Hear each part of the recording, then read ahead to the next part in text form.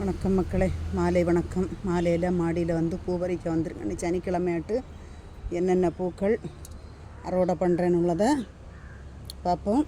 இந்த மல்லிகையில் கொஞ்சம் மொட்டுக்கள் நிற்கிது.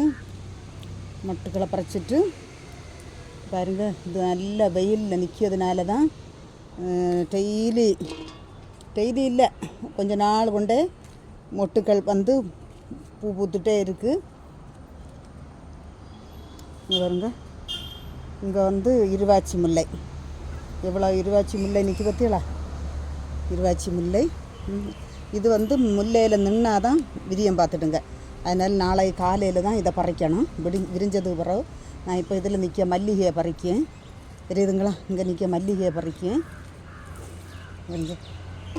இதெல்லாம் குடமுல்லை. குடமுல்லை விரிஞ்சால் சூப்பராக இருக்கும் பார்க்குது. நான் இதுக்கு முன்னாடி விரிஞ்சதை காட்டியிருக்கேன். இருந்தாலும் சொல்லி, இந்த பூக்கள் தீர்ந்த உடனே என்ன பண்ணணும்னு அந்த செடிகளை எல்லாம் கட் பண்ணி விட்டுறணும்.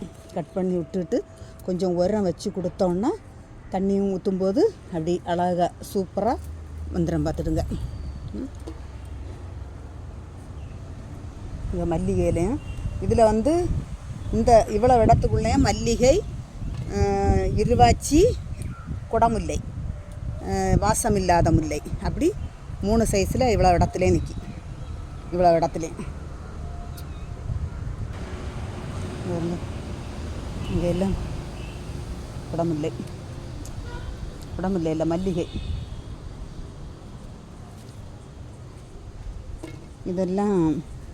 இதெல்லாம் வந்து செடியிலே நின்னாதான் இந்த பூ விரிஞ்சால் பார்க்கறதுக்கு அழகாக இருக்கும். பாருங்க, இந்த செம்பருத்தி எல்லாம் காலையில் வரும்போது பார்க்கறதுக்கு சூப்பராக இருக்கும். சாயங்காலம் வரும்போது எல்லாம் வாடிடும். இது வந்து அடுக்கு செம்பருத்தியில் ஒன்று நிற்கி. பாருங்க, சந்தன கலர் செம்பருத்தி எல்லாம் 10 பூ நின்று 10 பூவும் வாடிட்டு. இதெல்லாம் 10 பூவும் வாடிட்டு இன்னைக்கு சாயங்காலம் இவ்வளவு மல்லிகை மொட்டு கிடச்சிருக்கு. இனி நித்தம் போகிற நித்திய மல்லியிலவே பூ பறி. இங்கே ராமர் துளசி. இன்னைக்கு சனிக்கிழமை பற்றியலாம் கிருஷ்ணர் ஃபோட்டோக்கு வைக்கலாம். அதனால் கொஞ்சம் ராமர் துளசி பறிக்கேன். இங்கே வந்து நித்தம் போக்குற நித்திய மல்லி நிறைய நிற்கி. இதையும் பறிச்சிட்டு எவ்வளோ கிடச்சிருக்குன்னு காட்டேன். இன்னும் நிறைய நிற்கிது. நான் எல்லாம் பறிக்கலை, கொஞ்சம் நிற்கட்டும். நாளைக்கு காலையில் வரும்போது வீடியோ எடுக்கிறதுக்கு வேணும் பற்றியலாம். அதனால் எல்லாத்தையும் பறிக்கலை. பாருங்க, சாயங்காலம் கிடச்ச பூ. வணக்கம்.